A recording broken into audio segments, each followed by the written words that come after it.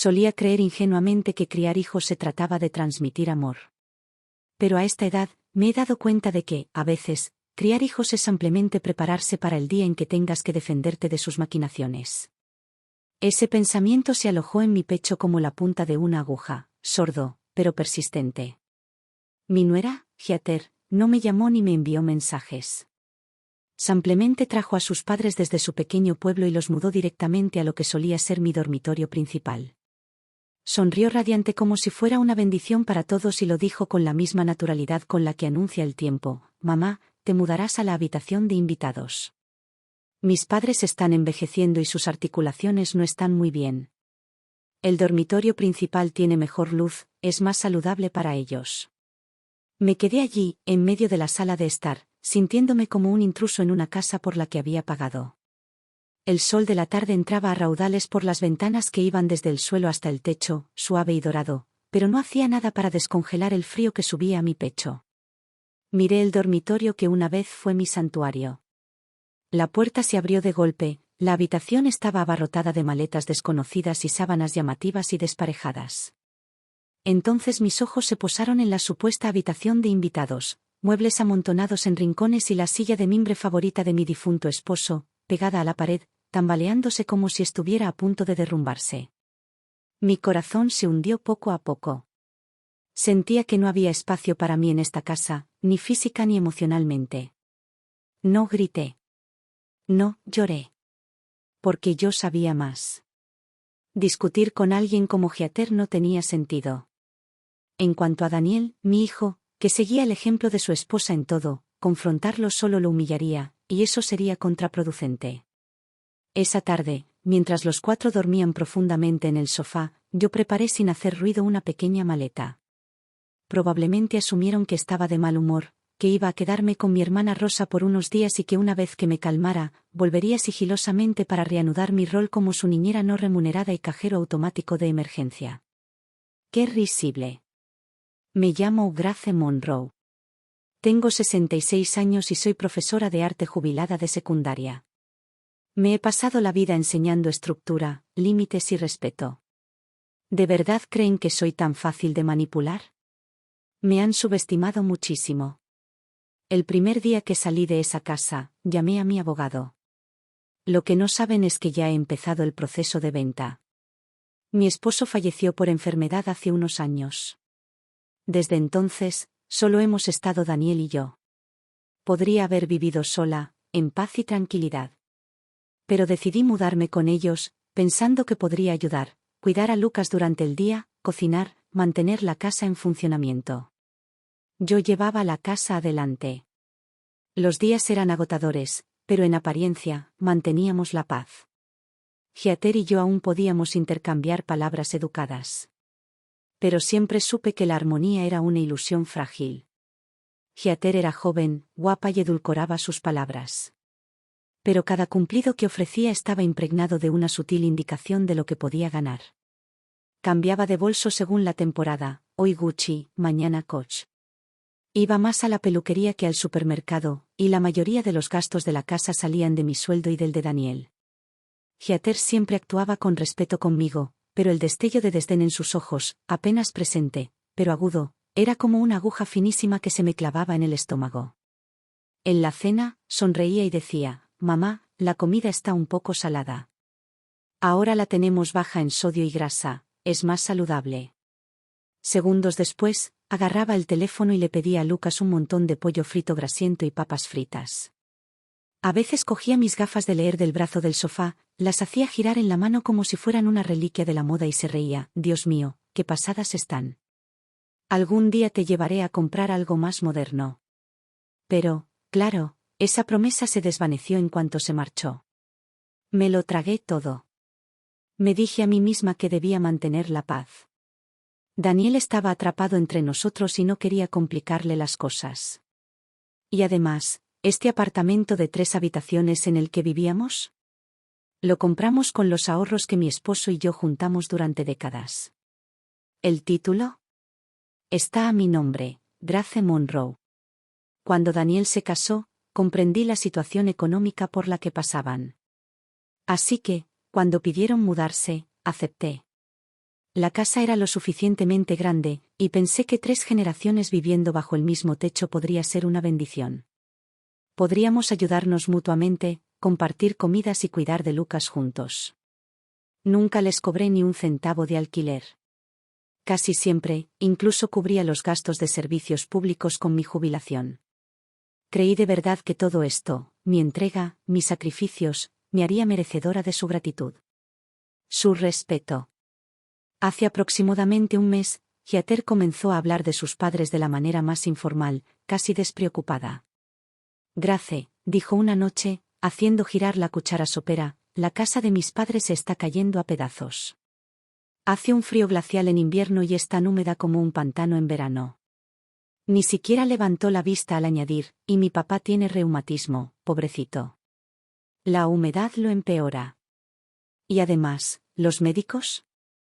Ni me hables. Luego vino la frase, suave como el algodón, pero con una fuerte implicación. Estaba pensando, que tal vez podrían quedarse con nosotros una temporada. Un nuevo entorno podría hacerles bien. Lo dijo como si estuviera pensando en redecorar la sala. Pero me dio una opresión en el pecho. Esta casa solo tiene 3 habitaciones. Daniel tiene una, yo tengo otra y Lucas tiene la suya. ¿Dónde pensaban meter a 2 personas más? Rutinas diferentes, hábitos contrapuestos, 3 generaciones bajo el mismo techo ya era bastante difícil. ¿Añadir 2 adultos más con sus propias necesidades y ritmos? Nos tropezaríamos a diario. Intenté andar con cuidado. Heather, entiendo tu preocupación por tus padres, de verdad. Pero ya andamos bastante justos de espacio. ¿Dónde dormirían? Están acostumbrados a un estilo de vida diferente, y Lucas puede ser ruidoso, de hecho, podría ser más difícil para ellos aquí.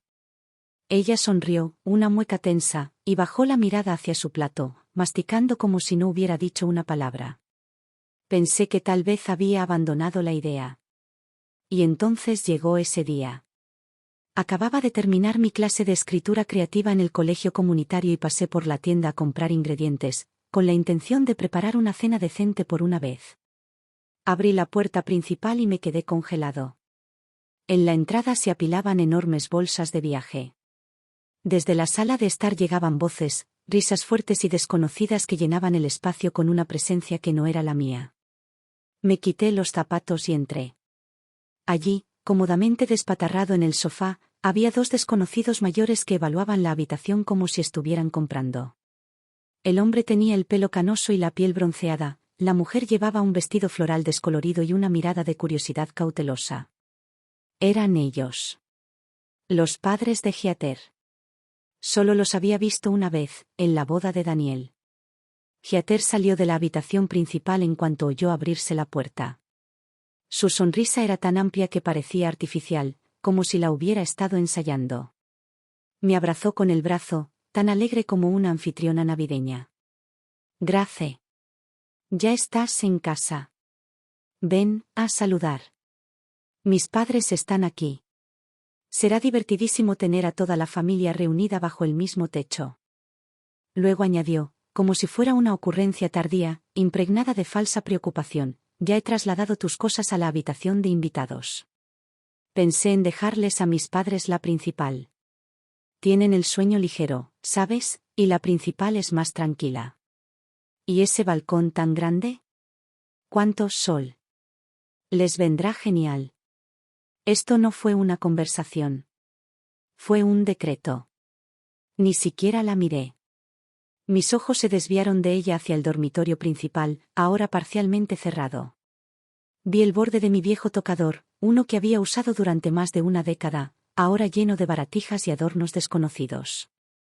¿Las plantas de interior que había cultivado con tanto cariño durante 5 años? Arrinconadas. En su lugar, una monstruosidad en maceta de plástico, hortera y sin vida.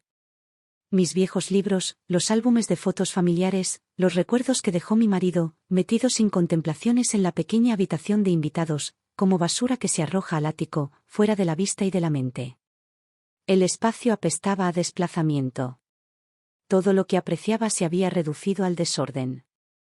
Descartado. Reemplazado. Olvidado. Daniel estaba detrás de Heather, con la mirada perdida en todas partes menos en mí. Se frotó las manos, abrió la boca un par de veces y finalmente murmuró, «Mamá». Heather, ella, tenía buenas intenciones. ¿Buenas intenciones? ¿Qué clase de bondad retorcida empuja a alguien fuera de su propia habitación, lo trata como a un invitado en su propia casa y lo hace todo con una dulce sonrisa? El escalofrío que sentí me recorrió desde la planta de los pies hasta la coronilla, como si me hubieran rociado con agua helada. Al mismo tiempo, una rabia lenta y abrasadora empezó a crecer en mi interior, como un hierro candente clavándose en las entrañas. Pero no exploté. Inhalé lentamente.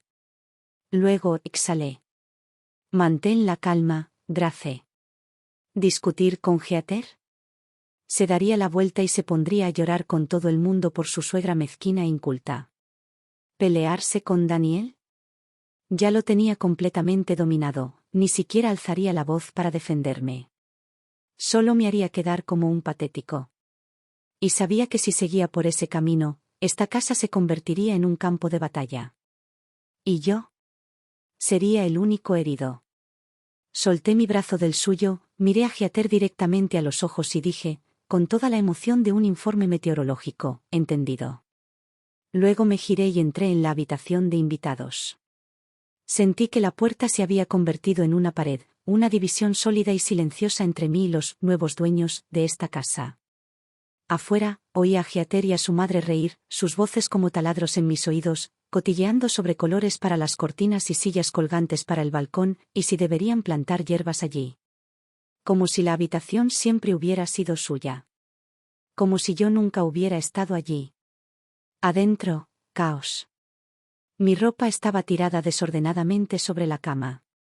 Los libros favoritos de mi esposo estaban aplastados bajo un montón de tela arrugada, con las páginas dobladas en las esquinas.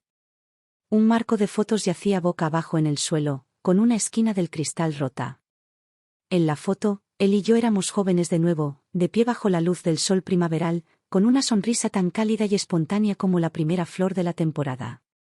Mi corazón se rompió como ese cristal, pero en silencio. Daniel me siguió. Se quedó en la puerta como un niño regañado, sin saber qué hacer con sus manos. Mamá, por favor, no lo malinterpretes. Heather no quiso decir nada malo, su voz era temblorosa, baja, casi como de disculpa. No lo miré. Solo dije en voz baja, no tienes que explicarme. Lo entiendo. Por supuesto que lo entendí. Lo vi todo. Los movimientos calculados de Heather, su total indiferencia hacia mí, hacia la dueña de esta casa. Y Daniel, mi hijo. Tan cobarde. Tan pasivo. Tan reacio a defenderme. No alzó la voz. No puso límites. No dijo la frase que más necesitaba. Lo verdaderamente doloroso no fue que me echaran de mi habitación, sino saber que mi propio hijo se quedó de brazos cruzados y permitió que eso sucediera. Algo dentro de mí se apagó en ese momento. Se quedó congelado. No es que no supiera luchar, ni mantenerme firme. Simplemente ya no quería hacerlo. Porque una vez que tu corazón muere un poco, también lo hace la voluntad de luchar. La mayor distancia del mundo no es la muerte. Es cuando tu propio hijo está frente a ti y no puede decir, mamá, este es tu hogar. Esa tarde, Heather llevó a sus padres a explorar el barrio y a comprar en Costco, sonriendo como si le hubiera tocado la lotería. Daniel no dijo nada sobre a dónde iba, pero imaginé que había ido a alguna cafetería para evitarlo todo. Cerré la puerta detrás de mí y comencé a empacar. No llevé mucho, solo lo esencial. Mi DNI, documentos importantes, algunas joyas. Y esa foto del marco roto. La envolví en una toalla suave y la guardé con cuidado en el fondo de mi bolso. ¿Ropa? ¿Artículos de aseo? Los dejé. Déjenles tenerlo todo. Después de todo, no tenía ni idea de lo que vendría después.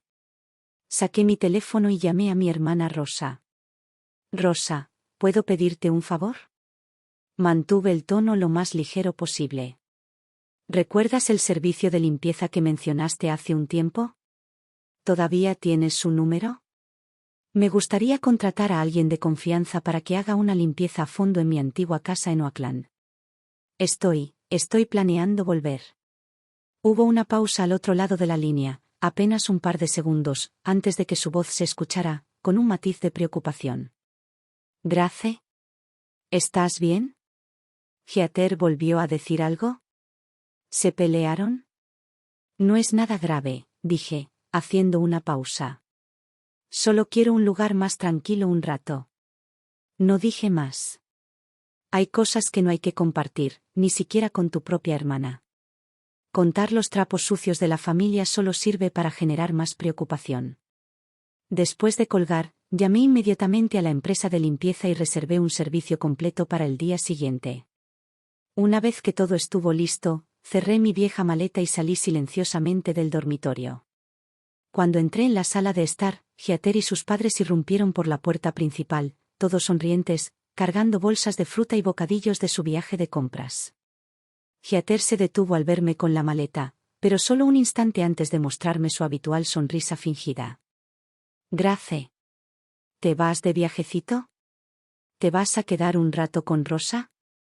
Su voz era dulce, pero sus ojos la delataban. Había un destello de triunfo, la clase de satisfacción petulante que decía, ¿ves?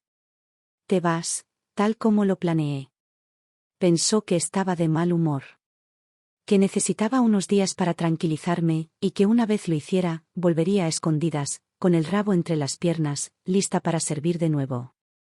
Un malentendido, unas cuantas disculpas falsas, y todo volvería a ser como antes, yo de nuevo en mi rincón, callado y obediente. ¡Qué broma! Ni siquiera me molesté en mirarla. Me giré hacia la entrada y comencé a cambiarme los zapatos. Mamá. ¿De verdad te vas? La voz de Daniel me sobresaltó. Ni siquiera lo había visto entrar. Corrió hacia mí, con el pánico reflejado en su rostro y una mano a medio extender. Pero Heather le dirigió una mirada sutil, una advertencia silenciosa. Y así, se detuvo. Paralizado. Sus ojos se movían de un lado a otro como un hombre partido por la mitad. En la mirada de Heather, solo vi desprecio y certeza. ¿A dónde crees que irás? No tienes dinero ni apoyo. Volverás arrastrándote. Y cuando lo hagas, decidiremos qué te queda. Casi me reí. La gente como ella nunca deja de empujar. Cedes un centímetro y se llevan todo el camino, hasta que estás al borde del abismo y sin ningún sitio donde pisar. No tiene sentido discutir con gente así. La lógica no los cambiará. Solo la realidad lo hará. No respondí a nadie. No respondí a su falsa preocupación. Abrí la puerta y salí, dejando solo una frase. Me voy a mi casa. Puedes encargarte de todo desde aquí. Y con esto, salí. La puerta se cerró con un clic detrás de mí, sellando la frágil sonrisa de Heather y el pánico inútil de Daniel. Abajo, el taxi ya estaba esperando. Me deslicé en el asiento trasero y observé cómo las farolas se difuminaban al alejarnos. No me sentía triste. Ni de cerca. Lo que sentía era algo raro y ligero, como si por fin me hubiera liberado de una carga que llevaba cargando demasiado tiempo. Cuando tu corazón ha estado roto durante mucho tiempo, no queda nada más que romper. Llega un momento en la vida en que el dolor ya no trae lágrimas. Solo tranquilidad. Y claridad. Esto no fue un escape. Fue un despertar. La casa a la que regresaba se encontraba en un barrio antiguo del oeste de Oakland. Había sido parte de un subsidio de vivienda cuando aún enseñaba, y luego compré la escritura directamente. No era grande, 2 habitaciones y un baño. Pero la ubicación era buena, el barrio tranquilo, los vecinos me resultaban familiares. Y lo más importante, era mía. Totalmente mía. Claro, hacía años que nadie vivía allí. El polvo era denso, el aire viciado, con una humedad mohosa. En cuanto abrí la puerta, el olor a papel viejo y ventanas cerradas me golpeó como un muro. Pero no me importó. Todavía era el único lugar donde quería estar. Al día siguiente, el equipo de limpieza llegó puntual. Pasaron toda la tarde fregando cada superficie, limpiando cada rincón e incluso aspirando el polvo de los alféizares hasta que todo quedó reluciente. Abrí todas las ventanas de la casa, dejando que entrara la luz del sol y el aire fresco, ahuyentando los años de moho y sombras que se habían instalado por el desuso. Los muebles familiares seguían allí, esperando tranquilamente en sus antiguos lugares. Los estilos eran anticuados, los bordes desgastados, pero cada arañazo y abolladura traía un recuerdo de mí y de mi difunto esposo. Este era mi verdadero hogar. Un lugar que me pertenecía, y nadie podía echarme de él. Nada de Giater con sus sonrisas dulces. Nada de suegros entrometidos actuando como reyes. Nada de manipulación asfixiante disfrazada de cuidado familiar. Empecé a arreglar la habitación de nuevo, pieza por pieza. Coloqué la foto de mi esposo en la mesita de noche, justo donde solía estar. La orquídea que habían desechado, la trasladé con cuidado al rincón más soleado del balcón. Y así, de repente, mi vida empezó a sentirse mía otra vez. Me apunté a una clase de pintura al óleo en la universidad comunitaria local, algo que llevaba años queriendo hacer. Quedé con unos amigos jubilados, paseos matutinos junto al lago, citas para tomar café, conversaciones sobre todo y nada. El aire se sentía más fresco. La risa parecía auténtica. Incluso caminar se sentía más fácil. Por la noche, me preparaba una taza de té de manzanilla, ponía una película vieja o leía algunas páginas de una novela que nunca había terminado. Cuando me cansaba, me acostaba temprano y dormía toda la noche. ¿El insomnio que me había atormentado durante años? Se desvaneció. También el dolor opresivo que solía sentarse en mi pecho como una piedra. Durante los primeros días, Daniel llamó varias veces. Su voz tenía la misma energía nerviosa de un colegial que intenta poner a prueba la paciencia de su maestro. «Mamá, ¿estás bien por allá? ¿Cuándo crees que podrías volver de visita?» Mi respuesta fue tranquila, pero firme como una piedra. «Estoy bien en mi casa. Cuida bien de Lucas». Siempre decía algo así. Breve. Claro. Inquebrantable. Una vez. 2 veces. 3 veces. Con el tiempo, Daniel empezó a comprender. O quizás Giater lo miró con esa mirada. Las llamadas disminuyeron. Luego se volvieron poco frecuentes. Al final, solo quedaron los mensajes navideños de rigor: «Feliz Día de Acción de Gracias, mamá». O el ocasional y seco: «¿Cómo estás de salud?». No me importó. Solía pensar que la felicidad en la vejez consistía en ver felices a tus hijos. Que su bienestar era tu recompensa. Pero ahora lo sabía, la verdadera felicidad es tener dinero en el bolsillo, paz en el corazón, silencio en los oídos y lo más importante, libertad de personas que creen que te poseen. Aquí, en esta casita, mi vida estaba en calma. Y la quietud nunca se había sentido tan bien. Sin embargo, Giater claramente no estaba sobrellevando bien la situación. Su gran plan contaba con mi derrumbe. Contaba con que la soledad, las molestias, los pequeños dolores de cabeza de la vida diaria se acumularían hasta que volviera corriendo con ellos, dispuesta, desesperada, lista para servir de nuevo. Pero pasó un mes. No volví. No me quejé. No pedí nada. Su trampa había saltado sin ninguna presa dentro. Al principio, envió a Daniel para que intentara convencerme, suave como una nube, lleno de preocupación y culpa. Me mantuve firme. Impasible. Entonces, finalmente, ella se quebró. Ella misma me llamó. Desde la primera palabra lo escuché, ese tono susurrante y meloso que usaba cuando intentaba ser dulce. «Grace, estamos un poco preocupados, ya sabes, porque vives sola y todo eso. Lucas pregunta por ti todos los días». Respondí con un débil y sin compromiso, y nada más. Hubo una pausa en el otro extremo. Y entonces, su tono cambió, solo un poco, pero lo suficiente. Una pequeña impaciencia, apenas contenida, se apoderó de ella. «Grace, sabes, desde que mis padres se mudaron, los gastos han subido muchísimo.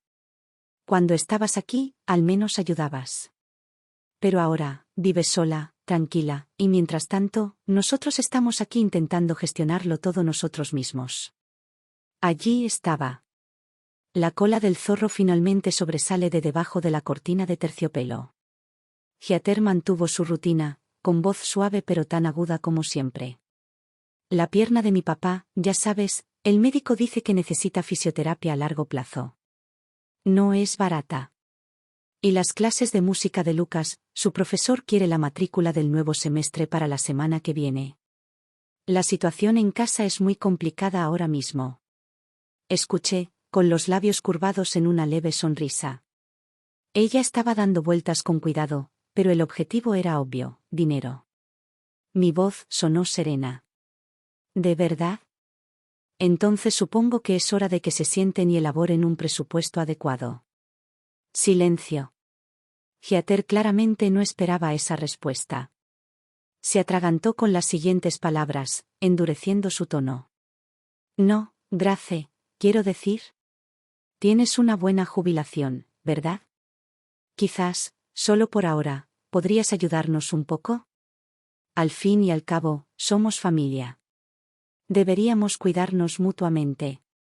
¿Familia? Repetí la palabra lentamente, dejando la ironía en el aire. El día que tus padres se mudaron, ¿quién me echó del dormitorio principal? ¿Quién metió mis cosas en un trastero y dijo con una sonrisa: el dormitorio principal es mejor para los mayores?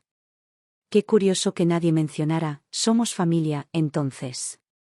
No iba a darle más vueltas. Lo expuse todo, claro y conciso. Heather, mi pensión es el resultado de toda una vida de trabajo duro y sacrificio. Es para mí. Solo para mí.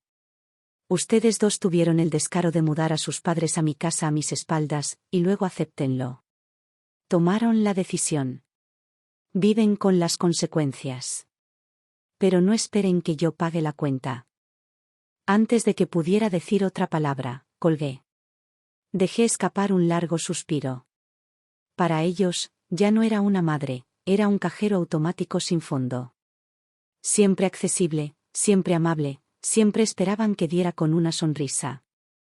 Bueno, esta máquina se apagó oficialmente, para todos, excepto para mí. Y cuando las palabras dulces fallaron, Heather hizo lo que mejor sabe hacer: cambió de táctica.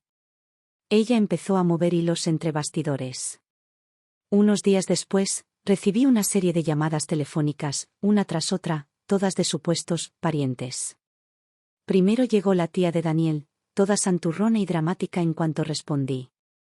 Grace, ¿qué te pasa? ¿Oí que saliste hecha una furia? ¿En qué te crees viviendo sola a tu edad? Daniel y Heather están haciendo lo que pueden, tú eres la madre, deberías ser más tolerante. No te rebajes a discutir con tu nuera. Entonces llegó mi sobrina Anna. Su tono era más suave, más cauteloso. Tía Grace. Daniel me contó lo que pasó. Puede que Heather haya cometido algunos errores, pero no te lo tomes tan a pecho, ¿vale? Son familia. Hablen bien de las cosas. Solo nos preocupa que vivas sola. Bonitas palabras. Pero el mensaje era el mismo: estaba siendo difícil, mezquina, quizá hasta egoísta. Al principio sentí un nudo apretado y familiar en el pecho. Entonces comencé a reír, silenciosa y amargamente. A todos les habían contado la versión de Heather. Ninguno preguntó qué había pasado realmente. No querían la verdad. Solo querían que la madre hiciera lo que se espera de las madres: tragarse el orgullo, dejarlo ir y regresar arrastrándose. No me molesté en discutir. A los que realmente parecían preocupados, simplemente les dije: gracias por preguntar. Estoy bien, solo necesitaba mi propio espacio. Pero para aquellos que claramente seguían el guión de Heather, no me contuve. ¿Lo está pasando mal? ¿Crees que yo lo tuve fácil? Quería cuidar de sus padres, bien. Pero usó mi casa para hacerlo. Los mudó a mi habitación. ¿Y ahora también quiere mi dinero? Si crees que es una santa, adelante, paga sus cuentas. Mi dinero no cayó del cielo. Tras unas cuantas llamadas, el coro de pacificadores empezó a desvanecerse. Parecía que la pequeña campaña de relaciones públicas de Giater había fracasado. Pero todo el episodio me recordó algo importante: ya no podía permitirme el lujo de reaccionar más. Las palabras tienen peso, sobre todo cuando se tergiversan y se dicen a tus espaldas. Si Giater decidiera manipular a fondo, fácilmente podría envenenar más oídos y reescribir la historia hasta que yo pareciera el villano. Y no estaba dispuesto a permitir que eso sucediera. Necesitaba moverme. Estratégicamente. Proactivamente. Así que comencé a prepararme, silenciosamente, metódicamente, una pieza a la vez. Primero, saqué mi viejo teléfono y revisé meses de mensajes de Giater. Mensaje tras mensaje, el mismo tema se repetía: sutiles quejas sobre mi falta de generosidad, sutiles insinuaciones de que debería pagar por esto o encubrir aquello. Tomé capturas de pantalla de cada uno. Las guardé en una carpeta. Las etiqueté. Las archivé. Luego llamé a un viejo vecino de la cuadra donde estaba mi casa en Oakland. Charlamos un rato y le pregunté con naturalidad: debe haber mucha vida en la casa desde que me mudé, ¿no? Debe haber mucha onda por ahí últimamente. Ni siquiera lo dudó. Bajando la voz, como quien cuenta chismes del barrio, me lo contó todo. Al parecer, Giater tenía la costumbre de quejarse de mí en público, justo enfrente del edificio, con cualquiera que pudiera oírla. Todavía se aferra a esa casa, decía. De todas formas, tarde o temprano será nuestra. Parecía olvidar la regla de oro de los vecinos entrometidos: siempre hay alguien grabando. No tardé mucho en recibir algunos fragmentos de voz en mi bandeja de entrada. Su tono, sus palabras, nítidas como el agua. También llamé a una vieja amiga, una abogada de familia jubilada. Había llevado suficientes casos de maltrato a personas mayores y explotación financiera como para conocer el terreno. Le dije que no pensaba llevarlo a los tribunales, al menos no todavía. Solo necesitaba entender mis derechos. Mi influencia. Necesitaba claridad en mi cabeza y cartas en mi mano. Si vinieran a buscarme otra vez, si intentaran difamarme, estaría listo. Yo no era una anciana ingenua que nunca había visto el mundo. A principios del segundo mes, las cosas empezaron a complicarse, tal como esperaba. Sin su empleada doméstica interna y su cuenta bancaria abierta las 24 horas, la vida cuidadosamente organizada de Daniel y Giater comenzó a desmoronarse. Las facturas se acumulaban. Ya no estaba allí para recoger los restos en silencio. Giater seguía gastando como si nada hubiera cambiado: bolsos de diseñador, citas en el spa, sesiones privadas con su entrenador personal. ¿Y tener a sus padres bajo el mismo techo? No era la ventaja que imaginaba. La pareja de ancianos era estricta y apegada a la rutina. Comían comida insípida, se acostaban temprano y toleraban poco su estilo de vida. A Giater le gustaba ver telerrealidad a todo volumen hasta altas horas de la noche.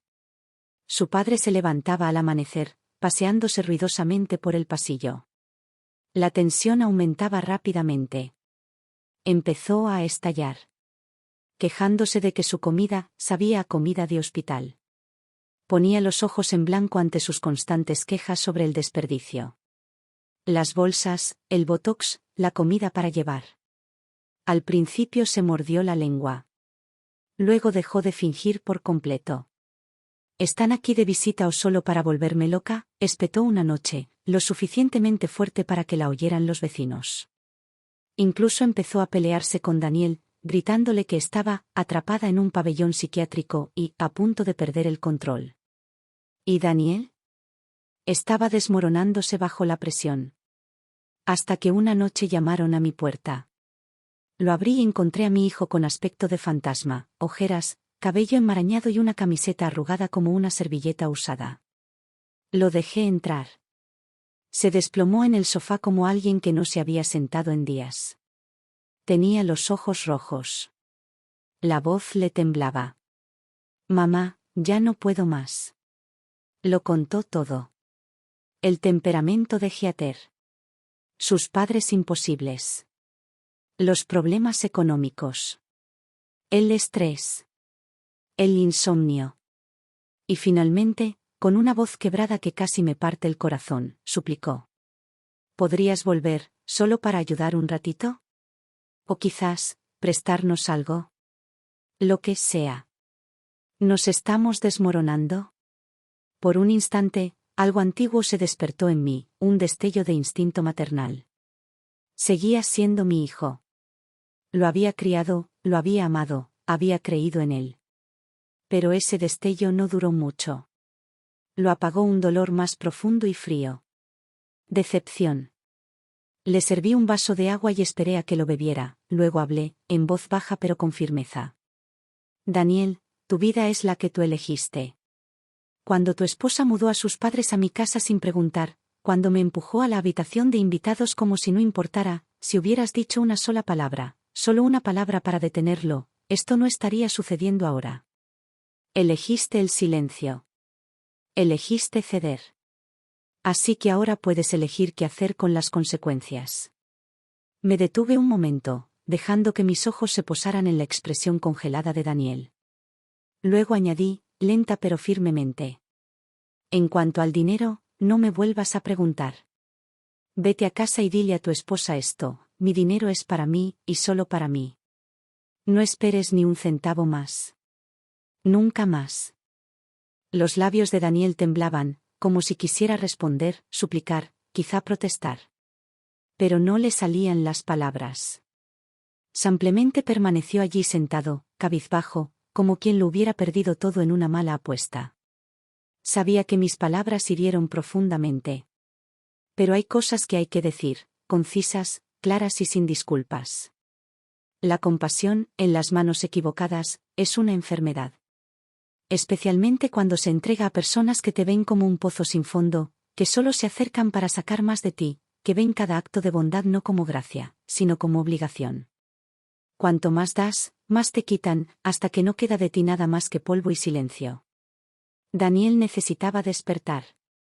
Cerré la puerta detrás de él y me quedé allí un rato, con la espalda apoyada contra la madera, dejando escapar un suspiro largo y lento. Sí, sentía el pecho pesado, pero bajo ese peso había algo más. Algo firme. Algo feroz. Claridad. Y resolución. Por primera vez en mucho tiempo, supe exactamente lo que tenía que hacer, no por ellos, sino por mí. Cogí el teléfono y marqué un número que sabía de memoria. Hola, Tom. Soy Grace. ¿Sobre lo que hablamos la última vez? Ya tomé una decisión. Quiero seguir adelante con la revisión del testamento. Hubo una pausa al otro lado. Pude oír su vacilación, la pausa cuidadosa de quien sopesa sus palabras. ¿Estás segura, Grace? Sé que has estado insegura. Después de todo, Daniel es tu único hijo. Mi respuesta fue rápida. Clara. Inquebrantable.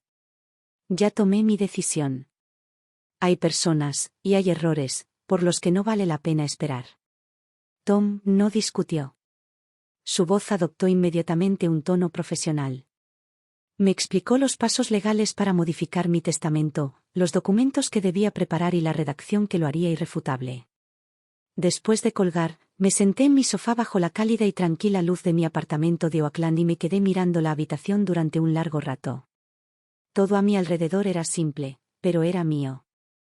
Y lo que yo poseía, no era nada. 2 casas. Una era este modesto pero bien ubicado apartamento en Oakland, con un valor de más de $300,000. La otra era la casa donde Daniel y Heather vivían ahora, en Berkeley, una propiedad más grande, con un valor de mercado cercano a los $750,000. A eso hay que añadir casi $100,000 en ahorros, además de anualidades y cuentas de inversión a largo plazo, los ahorros de toda la vida de mi difunto marido y míos. Nunca, ni por un instante, pensé que algo de esto iría a parar a otra persona. Daniel era mi único hijo. ¿A quién más se lo dejaría? Pero ahora, todo había cambiado. La debilidad de Daniel. La avaricia de Heather. Su indiferencia hacia mí. Poco a poco, habían erosionado los cimientos de amor y confianza que había construido a lo largo de toda mi vida. ¿Dejarles todo esto? Ya me imaginaba cómo lo desperdiciarían, coches nuevos, bolsos de diseñador, los últimos sipones y un estilo de vida que siempre necesitaba más, más, más. Incluso puedo imaginarlos a ambos enfrentándose, peleándose por quién obtenía qué, cómo dividir el dinero. ¿Y yo? Después de heredar todo, probablemente ni siquiera se molestarían en comprar una lápida. No. No lo dejaría pasar. No después de todo lo que había vivido. No después de todo lo que había ganado. A la mañana siguiente, llamé a Tom de nuevo. Tengo una decisión más, dije. Quiero vender la casa de Berkeley. La que ocupan. Al mediodía nos reunimos en su oficina. Me puso el contrato de autorización delante. Lo leí con atención y firmé, letra por letra, sin temblores ni reparos. Legalmente, tienes plena autoridad para vender esa propiedad, dijo Tom, guardando los papeles en una carpeta. No tienen ningún derecho. Eres el único propietario. Y yo personalmente supervisaré cada paso de la transacción para asegurarme de que no puedan interferir. Asentí lentamente. Y por primera vez en mucho tiempo, lo sentí. Alivio. De esos que se instalan en lo profundo del pecho como una piedra que finalmente descansa. Esa tarde, Tom y yo condujimos hasta la propiedad de Berkeley y fuimos directamente a la oficina de administración de la propiedad. Vengo a buscar las llaves de repuesto, le dije al gerente con calma, entregándole mi identificación, una copia de la escritura y una carta oficial de Tom. Y me gustaría eliminar a Daniel Monroe y Heather Monroe de la lista de ocupantes registrados. El gerente revisó los documentos, arqueando ligeramente las cejas. ¿Saben que estás vendiendo la casa? Le di una leve sonrisa. Lo harán. Muy pronto.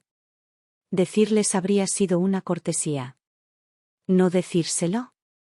Era mi derecho. Esa noche, me puse en contacto con una agencia inmobiliaria local de buena reputación y puse la casa a la venta a un precio justo de mercado. La agente que enviaron era una mujer perspicaz y sensata que trabajaba con rapidez. Cuando descubrió que yo era la única propietaria, sin hipoteca ni avales, me envió las fotos, el vídeo del recorrido y la propiedad lista en 48 horas. Todo se gestionó con precisión. Este lugar no permanecerá en el mercado por más de un mes, dijo asintiendo con seguridad. Quiero que se vaya rápido. Sin cabos sueltos, le dije. Ella sonrió. Los dueños como tú son mis favoritos. El 9º día después de la publicación, se programó la primera visita. Era una radiante tarde de sábado. El agente llegó con una pareja joven, ansiosos por comprar por primera vez, y entraron en la casa en la que una vez deposité todo mi corazón. Heather estaba en casa ese día. Al principio, se quedó rondando cerca del pasillo, observando con los ojos entrecerrados. Probablemente asumió que eran amigos de los vecinos, que solo estaban de visita. Hasta que la agente alzó la voz levemente en la cocina, hablando con tono alegre. Esta propiedad está en una ubicación privilegiada, sin gravámenes, es de su propiedad y el vendedor está motivado. Es una casa ideal para empezar, ideal para una familia joven. La cara de Heather cayó. ¿Quiénes son ustedes? ¿Quién les dio permiso para estar aquí? Ladró, corriendo hacia la sala, plantándose justo en medio. La agente, momentáneamente sorprendida, se recuperó rápidamente. Sacó la carta de autorización firmada y respondió con calma, estamos aquí en nombre de la señora Grace Monroe. Ella es la única propietaria registrada de esta propiedad. Tenemos llaves y la administración ha verificado el acceso. La voz de Heather se agudizó. ¿De qué demonios estás hablando? Vivimos aquí. La pareja parecía atónita. La mujer se inclinó hacia el agente y susurró, ¿está todo bien? Pero el agente era un profesional experimentado, firme y constante. Todo está bien. El título está limpio. No hay contrato de arrendamiento ni retención del inquilino. Esta es una visita estándar. La tez de Heather cambió como un vendaval, pálida, luego sonrojada, luego verde de rabia. Sacó su teléfono y empezó a marcar como loca. Sin duda llamaba a Daniel. Mientras tanto, vecinos curiosos comenzaron a asomarse desde sus balcones y portales. La noticia corrió como la pólvora en esa comunidad, y ahora los rumores se confirmaban. ¿Grace realmente está vendiendo la casa? La tarde siguiente, recibí la llamada de Daniel. Su voz sonó tensa y llena de pánico. Mamá. ¿Será algún malentendido? ¿En serio vas a vender la casa? No hay ningún malentendido, respondí ligero como el aire. Pero seguimos viviendo aquí. ¿No puedes, al menos pensarlo bien? ¿Y Lucas? ¿Tu nieto está creciendo aquí? Ustedes mismos lo dijeron, era temporal, dije con calma. Así que quédense hasta el cierre y luego márchense. Ya estoy en la segunda ronda de negociaciones. Deberían empezar a buscar. Hubo un largo silencio. Entonces murmuró, apenas un susurro, Heather se está volviendo loca. No respondí. Deberían haberlo perdido hace un año. Ahora no. En la tercera semana, el agente llamó. Grace, dijo, tenemos una oferta sólida. Enganche completo, comprador al contado, lista para cerrar rápido. ¿Quieres cerrar la compra? Sí, dije sin dudarlo. El día que el comprador vino a firmar, Heather finalmente perdió la cabeza.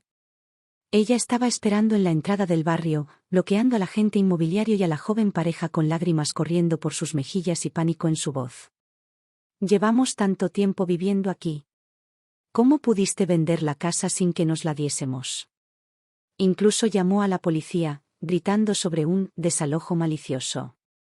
Los agentes se presentaron, revisaron la escritura y uno de ellos dio una respuesta seca y sin emoción: esta es propiedad privada. El propietario registrado tiene el derecho legal de vender. No son inquilinos. No figuran en el título de propiedad. Tendrán que desalojar. Fue entonces cuando su rostro finalmente se derrumbó.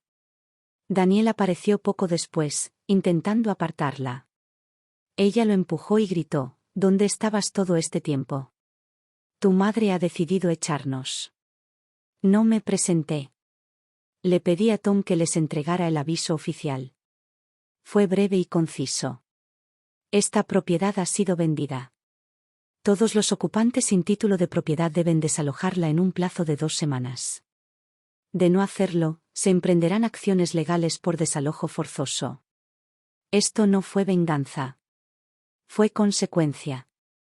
Me sacaron del dormitorio principal a empujones y me metieron en un rincón. Les devolví el favor, enseñándoles la puerta. El drama de Heather ya había durado demasiado. Era hora de que ella saliera del escenario. Una semana antes del cierre, ella todavía no se daba por vencida. Ella apareció en mi puerta con Daniel. Era una mañana fría y radiante. Cuando abrí la puerta, los encontré allí, al pie de mis escaleras, Daniel con aspecto demacrado, Heather escondida tras unas gafas de sol enormes, con los labios apretados. «Mamá, ¿podemos hablar?», preguntó Daniel suavemente, como un niño esperando ser regañado. No los invité a entrar. Me quedé de pie en la puerta, agarrando el pomo con la mano como si fuera un límite que no iba a dejar que cruzaran. Heather se quitó las gafas de sol, dejando al descubierto unos ojos rojos e hinchados. Su voz sonaba tensa y quebradiza. «Grace, de verdad que no tenemos a dónde ir. Nos equivocamos, ¿vale? Solo, piensa en Lucas. Ya está acostumbrado a esta casa. Al menos deja que se quede. Nos mudaremos. Solo, deja que el chico se quede donde se sienta seguro». Su tono era suplicante, su rostro la viva imagen del arrepentimiento. Incluso dejó caer 2 gruesas lágrimas por sus mejillas, como si finalmente estuviera lista para arrepentirse. Quizás, hace meses, eso hubiera funcionado conmigo. Ya no. Ya son 2 adultos, dije con serenidad. No me digan que no encuentran alquiler. No se trata de que Lucas necesite un hogar. Se trata de que ustedes no quieren asumir las consecuencias. Heather se mordió el labio con fuerza. Las fallas en su actuación comenzaron a notarse. Entonces, ¿de verdad vas a ser tan desalmado? Siseó ella. La miré directamente a los ojos, su voz era como el cristal. ¿Despiadado? Repetí. Fue despiadado cuando mudaste a tus padres a mi casa y me metiste a la habitación de invitados sin decir palabra. Ella no dijo nada. Simplemente se giró, en silencio, hacia Daniel. Tragó saliva. Su voz era apenas audible. Mamá, solías decir que solo querías que fuéramos felices, que estuviéramos juntos. Asentí. Sí, lo dije. Pero ahora mismo, tú, juntos, no me incluye. Lo que buscas no es una madre, sino un plan B. Una empleada doméstica. Un fondo de emergencia. Y ya no seguiré interpretando esos papeles. Extendí la mano hacia un lado y saqué un sobresellado. Esta es la carta formal de Tom. La venta de la propiedad ha finalizado. El título de propiedad ahora pertenece a los nuevos propietarios. Tienen 5 días para desocupar la propiedad. De lo contrario, los compradores solicitarán el desalojo forzoso. Daniel tomó el sobre y se quedó allí, aturdido, como si acabara de recibir un veredicto. La máscara de Heather cayó por completo. Eres tan cruel, espetó con voz chillona. Espera. Cuando estés viejo, enfermo y solo, veremos quién te apoya. La miré con calma y serenidad. Prefiero envejecer solo que estar en una casa llena de familia, que me tratan como un cajero automático hasta que no me queda nada. Hice una pausa. Luego añadí una última nota. No te preocupes, no te necesitaré. Ya tengo todos mis planes para la jubilación hechos. Heather no dijo nada más. Simplemente se giró y cerró la puerta del coche de golpe, tan fuerte que las ventanas vibraron. El motor arrancó con un chirrido, las llantas chirriando como un niño enfadado en un berrinche. Daniel se sentó en el asiento del pasajero. Ni siquiera miró hacia atrás. Después de ese día, no volví a recibir llamadas de Daniel. Tampoco más mensajes de voz de Heather, de esos que fingen preocupación y tienen intenciones ocultas. Solo un breve mensaje de mi agente inmobiliario. Han empezado a empacar. Pero está claro que no tienen a dónde ir. Preguntan si considerarían posponer la entrega. Respondí con 2 palabras. En absoluto. El viernes por la mañana, recibí una llamada del abogado del comprador, confirmando que el equipo de mudanzas llegaría al día siguiente.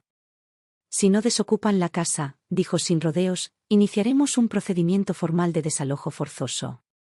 Colgué y me senté un rato junto a la ventana, observando el viejo algarrobo mecerse suavemente con el viento. Ese árbol había visto pasar muchas estaciones.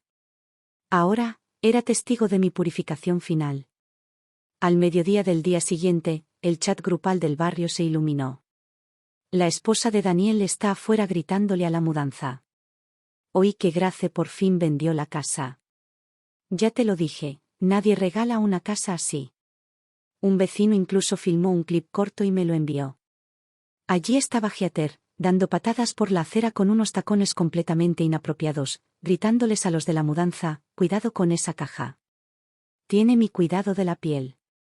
No toquen ese armario. He dicho que no lo toquen. Daniel estaba sentado, agachado junto a la pared, al teléfono, pálido y derrotado, rodeado de cajas a medio cerrar y ropa desparramada. Lucas permanecía en silencio con un perrito en su regazo, observando todo sin decir palabra. En cuanto a los padres de Heather, los mismos que antes se habían acomodado con aires de suficiencia en mi dormitorio principal, ahora estaban agachados en el pasillo, intentando pegar con cinta adhesiva unas sillas viejas. Tenían el rostro tenso, ansioso. Nadie los ayudaba. Porque nadie les debía nada. Se decía que habían encontrado un apartamento estrecho y carísimo sin ascensor en las afueras, sin ascensor y con apenas espacio para tumbarse. Su exilio suburbano. Las actividades extracurriculares de Lucas tuvieron que cancelarse. Tras incumplir con el pago de su hipoteca a principios de mes, ya vivían de tarjetas de crédito. Heather y Daniel peleaban cada vez más. Primero, ella lo culpaba por no haber detenido a su madre. Luego vino la culpa, mis padres hicieron todo esto por nosotros. Y finalmente, el verdadero veneno, dijiste que esa casa eventualmente sería nuestra. Daniel no dijo nada. Porque cuando conoces la verdad, pero eliges ignorarla una y otra vez, llegará un día en que tu cobardía exigirá un pago. Una vez que todo estuvo arreglado, fui solo al lago. El sol calentaba. La brisa era suave. Unos patos se deslizaban por el agua como si nada hubiera pasado. Me senté en un banco, con los dedos envueltos alrededor de una taza de café caliente y la otra mano apoyada en el borde de mi bufanda, una vieja, regalo de mi difunto esposo. Desgastada, pero aún cálida. Nunca creí realmente que podría llevar a cabo todo esto, no porque no tuviera los medios, sino porque nunca pensé que encontraría la fuerza. Pero una vez que tu corazón se endurece, te das cuenta de todo lo que has estado cargando solo para mantener una paz que ni siquiera era tuya. Vender esa casa no me dejó en paz. Me liberó. Tom ya me había ayudado a establecer un fideicomiso cerrado, asegurando mis gastos de manutención, atención médica y cuidados a largo plazo. Incluso incluí una cláusula de donación. Una parte de mis fondos se destinaría cada año a la asistencia legal para mujeres de California, específicamente para apoyar a quienes se les niega el control de sus propias finanzas en el matrimonio y la familia. No estoy aquí para rescatar a Daniel. Y no perderé el tiempo intentando castigar a Heather. Estoy aquí ahora para apoyar a las mujeres que realmente lo necesitan. La vida en la comunidad mejoró. Me uní a algunos grupos de actividades locales. Hice una amiga, Lillian, otra viuda con una gata rescatada llamada Daisy. Caminamos juntas a menudo, y ella siempre dice, me gusta cómo caminas, como si aún tuvieras un lugar importante al que ir. Y lo hago. He empezado a viajar, nada extravagante. Solo viajes en tren a pequeños pueblos costeros. Llevo mi cuaderno de dibujo, una sombrilla de papel, tomo fotos y luego me compro un trozo de tarta de queso crema de camino a casa como premio. Nunca he vivido con tanta sencillez. Y nunca con tanta plenitud. En cuanto a ellos, no me he puesto en contacto con ellos. A veces Daniel envía un mensaje, mamá, nos mudamos. Lucas no para de preguntar cuándo vendrás a verlo. Y yo le respondo, iré a visitarlo. Yo también lo extraño. Porque todavía amo a mi hijo. Todavía amo a mi nieto. Pero ya no compartimos la misma vida. Y eso está bien.